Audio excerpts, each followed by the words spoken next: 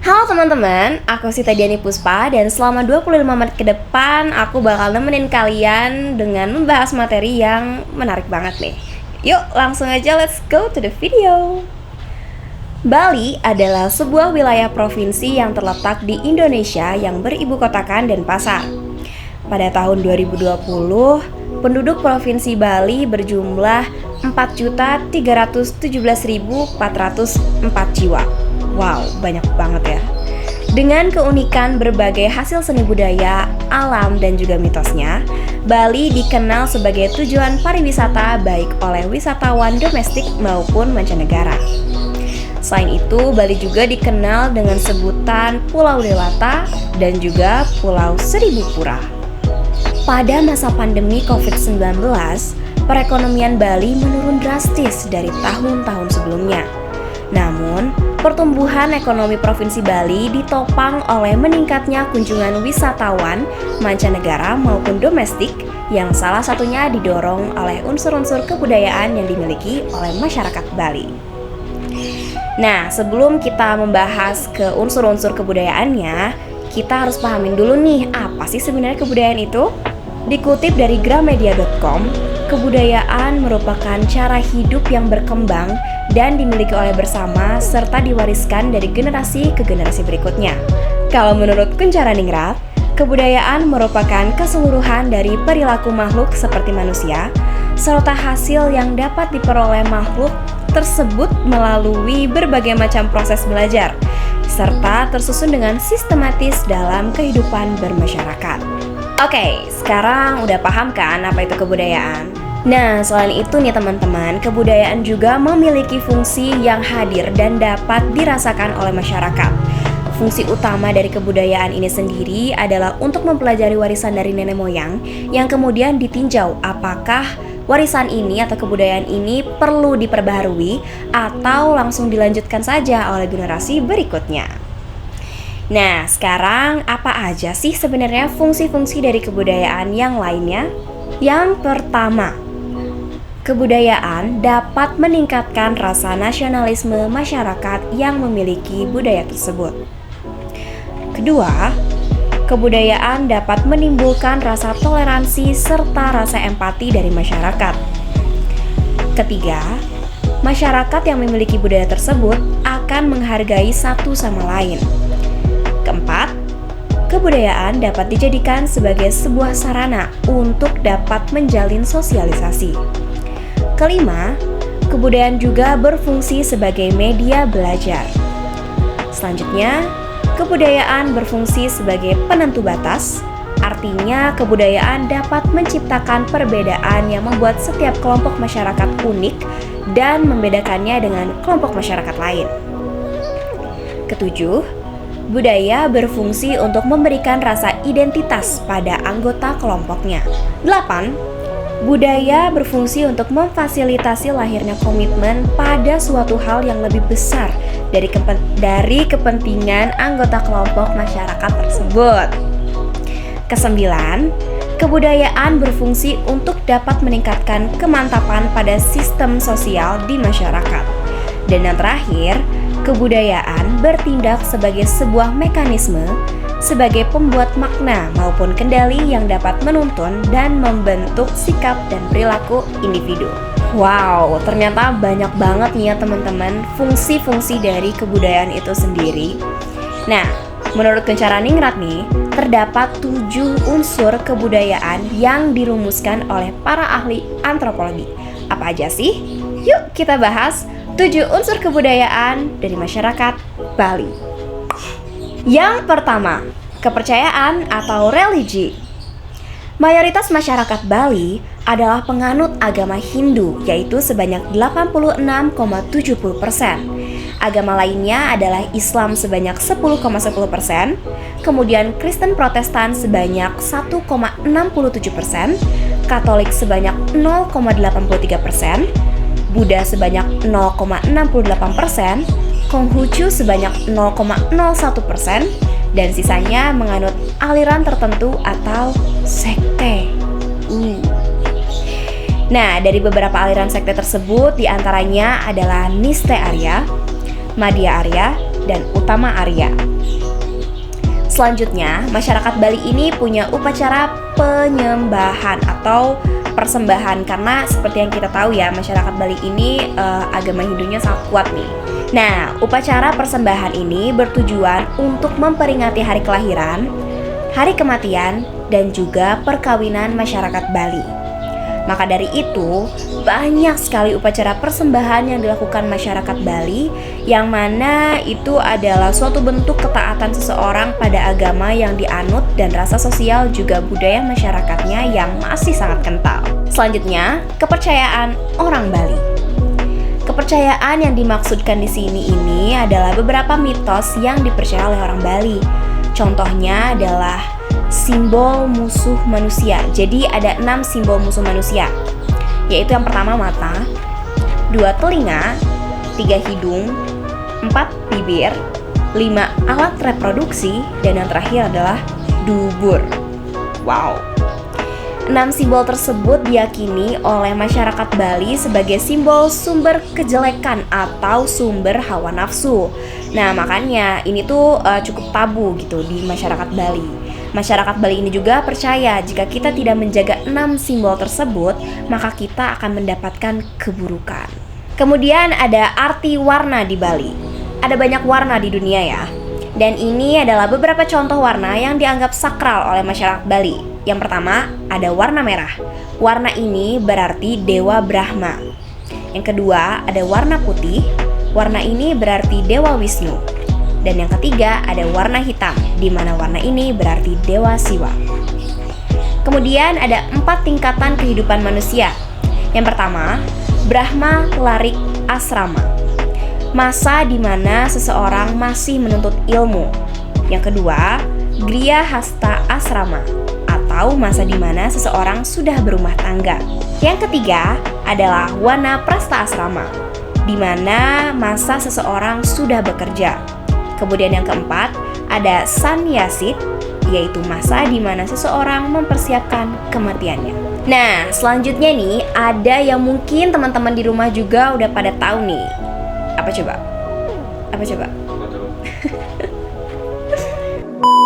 Leak. Leak adalah ilmu hitam yang digunakan oleh orang Bali tertentu, yang mana sebenarnya leak ini merupakan ilmu yang baik karena digunakan untuk kebaikan seperti menolong seseorang. Namun ilmu ini sudah disalahgunakan oleh pemilik ilmu ini sendiri untuk berbuat kejahatan seperti mencelakai seseorang. Serem banget ya. Leak ini ada 3 jenisnya, yaitu anesti, berasal dari kata desti. Orang yang mempunyai ilmu jenis ini bisa berubah wujud menjadi apa saja. Contoh yang terkenal pada masyarakat Bali adalah Randa. Yang kedua, aneluh, berasal dari kata teluh. Orang yang mempunyai ilmu jenis ini bisa mengirimkan sesuatu yang gaib atau bala. Contohnya, santet. Ya, siapa sih yang nggak tahu santet? Di Indonesia ini udah sangat lazim ya. Yang ketiga, ada Anrang Jane. Orang yang mempunyai ilmu jenis ini bisa mengobati orang yang sedang sakit. Nah, ini buat teman-teman yang lagi sakit, boleh nih coba ke Bali tapi. Menurut kepercayaan orang Bali, leak berasal dari ilmu Jawa yang dibawa ke Bali. Namun, ada juga yang beranggapan bahwa leak ini berasal dari Dewi Durga, Dewi Siwa, dan Dewi Krishna. Selanjutnya ada Bali Dupa. Bali Dupa atau juga biasa disebut sebagai Pulau Persembahan Sesaji, Pulau Seribu Pura, atau Sanggah Pemrajan, yang mana bertujuan untuk memuja Tuhan, dewa, dan para leluhur hingga nenek moyang, dan tempat pemujaan itu disebut dengan pura. Ada 4 karakter pura nih. Yang pertama, pura umum, yang mana pura ini untuk memuja Tuhan, resi, dan imotsah. Kedua, ada pura fungsional. Pura fungsional ini dibuat sesuai dengan fungsi tempatnya. Yang ketiga, ada pura kawitan. Pura kawitan ini untuk klan yang ada di Bali. Keempat, ada pura teritorial, yang mana pura ini disebut juga dengan pura 3 kayangan. Nah, selain beberapa jenis pura yang tadi, ada juga nih beberapa jenis pura yang lainnya. Contohnya ada pura desa, yaitu pura untuk memuja Dewa Brahma sebagai dewa pencipta. Kemudian ada Pura Pusah, yaitu untuk memuja Dewa Wisnu sebagai dewa pemelihara, dan Pura Dalam untuk memuja Dewa Siwa sebagai dewa pelebur. Selain beberapa hal yang tadi, ada juga larangan seseorang untuk masuk ke dalam pura. Beberapa di antaranya adalah ketika seseorang tersebut sedang halangan, khususnya untuk para wanita nih. Kemudian ada juga seseorang yang belum menikah. Jadi ada pura yang dilarang untuk didatangi oleh beberapa orang yang belum menikah. Tapi itu hanya untuk beberapa pura tertentu gitu. Kemudian ada seseorang yang sudah menikah sebelum 42 hari. Wow, sampai sedetail itu. Dan yang terakhir, ada beberapa pura yang dilarang untuk didatangi oleh keluarga dari orang yang sudah meninggal. Selanjutnya, dari sistem kepercayaan atau religi masyarakat Bali, ada juga yang disebut dengan ngaben. Teman-teman di rumah pasti udah gak asing lagi lah ya dengan sebutan ngaben ini, karena ini sudah sangat dikenal lah dari masyarakat Bali. Ini tuh merupakan upacara pembakaran jenazah di Bali, gitulah intinya ya. Nah, ngaben ini ada 3, yaitu Sawe Wedana, yang kedua Asti Wedana, dan yang ketiga Swasta Wedana. Ngaben ini bertujuan untuk mengembalikan 5 unsur alam, atau masyarakat Bali menyebutnya dengan pancayatnya. 5 unsur alam ini antara lain petiwi atau tanah, apah atau air, tekjo atau api, bayu atau angin, dan angkasa. Dan yang terakhir adalah hari-hari suci masyarakat Bali. Yang pertama ada Galungan. Hari suci keagamaan yang dirayakan di Bali adalah Galungan. Galungan ini adalah hari suci Hindu di mana umat Hindu Bali merayakan kemenangan Dharma melawan Adharma, di mana umat Hindu Bali akan bersembahyang ke hadirat Yang Maha Kuasa Ida Sang Hyang Widiwasa sebagai pencipta alam semesta. Galungan ditutup oleh hari raya yang disebut Kuningan yang dirayakan 10 hari setelah Galungan. Kedua, Kuningan. Pada hari Kuningan ini, arwah para leluhur kembali ke surga. Sehingga saat Kuningan berakhir, dekorasi hari raya akan ditanggalkan. Ketiga, Saraswati. Ada satu hari raya suci Hindu yang dirayakan di Bali dan disebut sebagai Hari Saraswati. Saraswati adalah hari raya terbesar kedua setelah Galungan. Wow. Saraswati berarti hari ilmu pengetahuan. Tujuan dari perayaan Saraswati adalah untuk mensyukuri anugerah Tuhan atas kemampuan mereka memahami alam, membaca, dan menulis. Nah, selama hari Saraswati, di sore harinya nih, warga Bali dilarang untuk membaca atau menulis buku karena semua buku sedang diupacarai. Nantinya, di malam harinya, orang-orang akan membaca buku suci di rumah mereka masing-masing atau di pura. Oke, itu untuk sistem kepercayaan atau religi masyarakat Bali. Sekarang kita move on to the second unsur-unsur kebudayaan masyarakat Bali. 2. Kesenian. Ada banyak kesenian di Bali. Itulah mengapa Bali menjadi destinasi wisata yang mana keseniannya masih belum pudar. Salah satu kesenian di Bali antara lain adalah ditinjau dari persembahan yang dilakukan masyarakatnya. Salah satunya adalah ngaben. Ngaben adalah salah satu persembahan yang dilakukan masyarakat Bali yang mana jika orang yang sudah meninggal, mayatnya harus dibakar di tempat yang dinamakan sarkofagus. Hal ini dikarenakan orang yang sudah meninggal harus mengembalikan 5 unsur alam yang tadi udah kita bahas sebelumnya nih. Nah, orang Bali percaya bahwa jika melakukan ngaben, maka orang yang sudah meninggal tersebut bisa tenang di sisi dewa. Selanjutnya ditinjau dari segi tarian yang dipersembahkan. Tarian di Bali ini teman-teman ada 2 jenisnya, yaitu seni wali atau tarian pendukung yang mana pada suatu persembahan di Bali tidak ada alur ceritanya.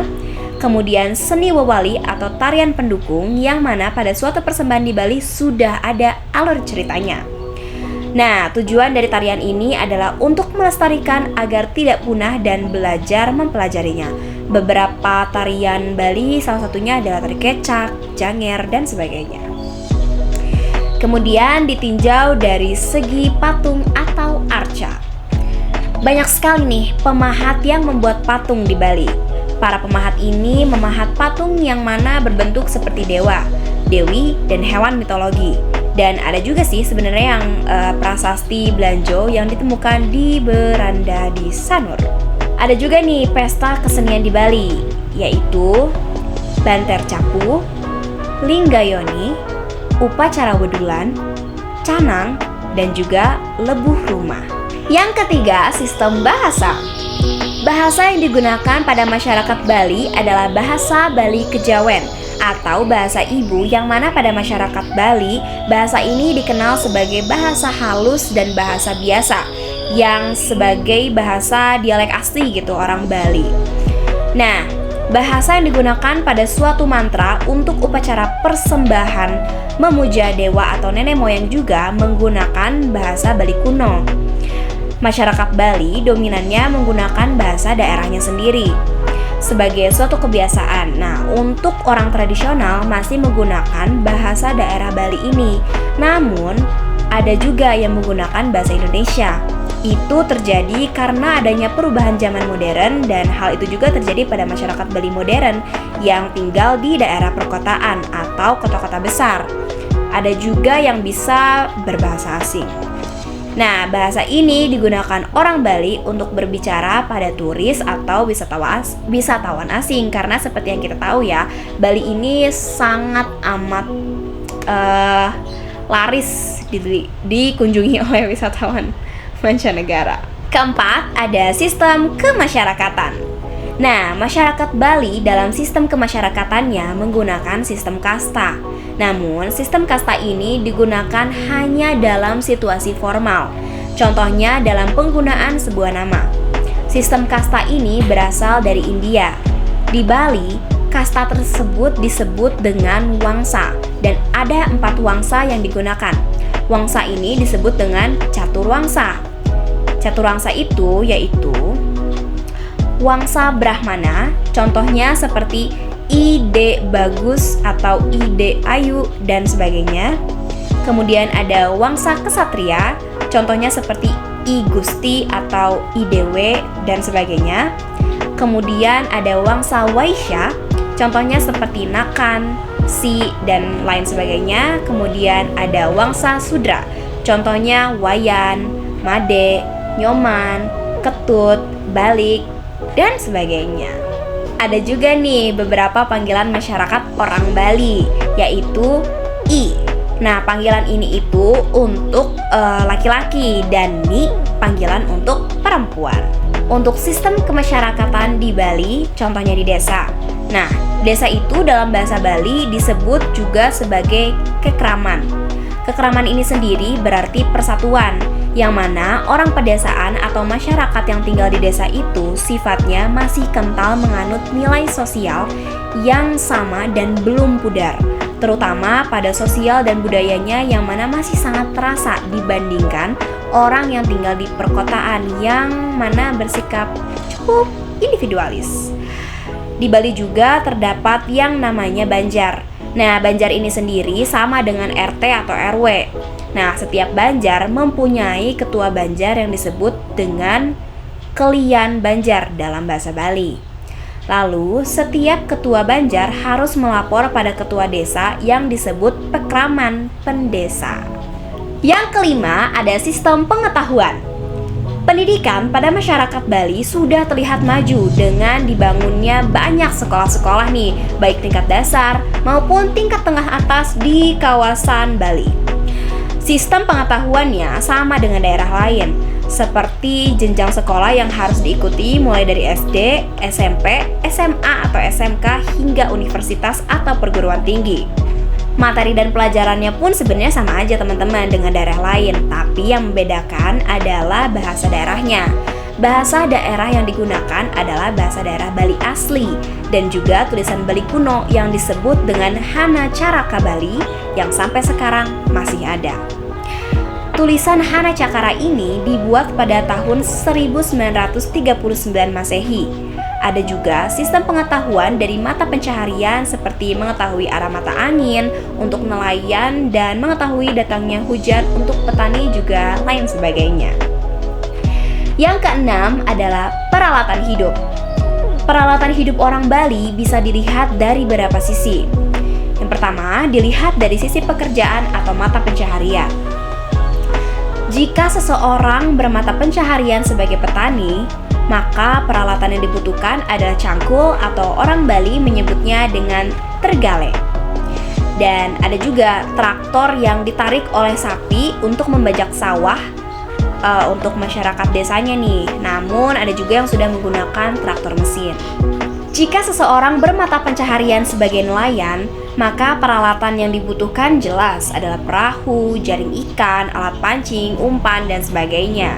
Namun mata pencaharian ini sayangnya sudah hampir tidak ada di Bali karena pantai-pantai di Bali ini sudah dialihfungsikan teman-teman sebagai objek wisata para turis ataupun orang asing. Nah, selanjutnya jika seseorang bermata pencaharian sebagai pemahat patung, maka peralatan yang dibutuhkan adalah pahatan, palu, batu, dan lain sebagainya. Nah, para pemahat patung ini di Bali sangat penting karena patung yang dibuatnya digunakan untuk persembahan. Namun, ada juga patung yang biasanya diproduksi untuk dijual di luar daerah maupun luar negeri. Ini biasanya jadi souvenir khas Bali. Siapa yang tahu souvenir khas Bali kayak gimana bentuknya? Ntar aku insert. Ting! Ting! Selanjutnya, dilihat dari sisi pakaian atau cara berbusana. Nah, ciri khas masyarakat Bali pasti menggunakan udeng atau ikat kepala. Udeng ini dipakai sebagai tanda kereligiusan seseorang, khususnya para kaum laki-laki. Jadi, udeng tidak hanya dipakai pada saat upacara persembahan saja, namun juga dipakai sebagai pakaian sehari-hari mereka. Nah, udeng atau ikat kepala ini sangat bervariasi, mulai dari warna, corak, hingga bentuk. Saking bervariasinya, udeng khas Bali ini banyak dijual di mana-mana. Bisa juga sebagai oleh-oleh. Nah, namun bentuk yang dijual dan bentuk udeng asli sangatlah berbeda. Lalu ada baju khas Bali serta sarung. Sarung ini juga bervariasi sama halnya seperti udeng, dari warna, corak, hingga bahan yang digunakan. Pemakaian sarung ini dipakai dari perut hingga menjuntai ke bawah lutut dan di atas punggung kaki. Hal ini sesuai dengan yang diperoleh masyarakat Bali sebagai warisan dari nenek moyang mereka yang harus dipakai ketika upacara sebagai pelengkap. Selanjutnya, dilihat dari sisi upacara adat atau upacara persembahan. Masyarakat Bali ketika mengadakan suatu upacara persembahan untuk memuja dewa-dewi tertentu pasti menggunakan peralatan antara lain seperti sesaji atau sesajen. Sesaji ini sangat penting dalam persembahan apapun. Maka dari itu, setiap persembahan pasti ada yang namanya sesaji untuk menghormati dewa atau nenek moyangnya. Lalu ada pura kecil. Pura kecil ini untuk tempat sesaji sekaligus tempat beribadah orang Hindu masyarakat Bali.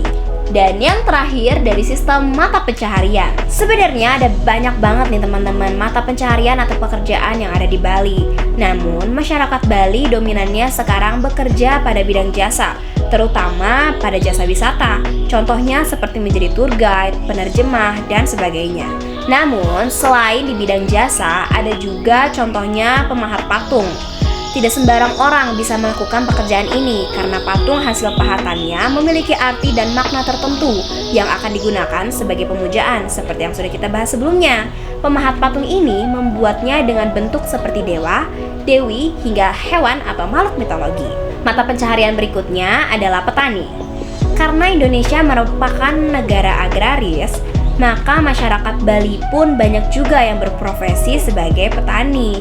Melihat kondisi alam pulau yang terjaga keasriannya ini, lahan yang dimilikinya pun masih sangat luas. Selanjutnya ada juga mata pencaharian sebagai nelayan. Namun sayangnya mata pencaharian ini sudah sangat jarang dan hampir bahkan tidak ada sama sekali. Seperti yang sudah kita bahas sebelumnya juga, ini dikarenakan saat ini pantai Bali sudah dialihfungsikan sebagai objek wisata untuk para wisatawan. Nah, berbicara mengenai mata pencaharian nih teman-teman, pasti tidak luput dari pembahasan ekonomi. Nah, faktanya, pertumbuhan ekonomi Bali pada tahun 2023 sangat dipengaruhi oleh perbaikan kunjungan wisatawan seiring dengan pemulihan sektor pariwisata secara bertahap. Selain itu, berlanjutnya proyek-proyek pembangunan infrastruktur terkait pariwisata dapat juga menjaga antusiasme wisatawan mancanegara untuk kembali berkunjung ke Bali. Peningkatan kunjungan wisatawan juga didukung oleh penyelenggaraan event berskala nasional maupun internasional seperti G20, Bali International Fashion Week, dan Indonesia Badminton Festival. Nah, maka dari itu, berdasarkan hal-hal yang sudah aku sebutkan tadi, dapat dikonklusikan bahwa ekonomi Bali akan tumbuh lebih tinggi, terutama seiring dengan meningkatnya kunjungan wisatawan domestik dan mancanegara. Meningkatnya konsumsi rumah tangga dan investasi yang masuk ke Bali juga turut mendorong peningkatan ekonomi Bali pada periode yang berjalan. Nah, gimana nih? Jadi pada tertarik nggak teman-teman buat datang ke Bali dan langsung merasakan 7 unsur kebudayaan yang udah aku sebutin tadi? Nah, dari seluruh unsur kebudayaan yang ada di Provinsi Bali telah menjadi daya tarik bahkan hingga ke kancah internasional. So, tunggu apa lagi? Yuk nabung dan let's go terbang ke Bali. Itu aja buat video kali ini. Thank you so much for watching. Mohon maaf apabila ada kesalahan informasi. Cemiiu aja ya guys.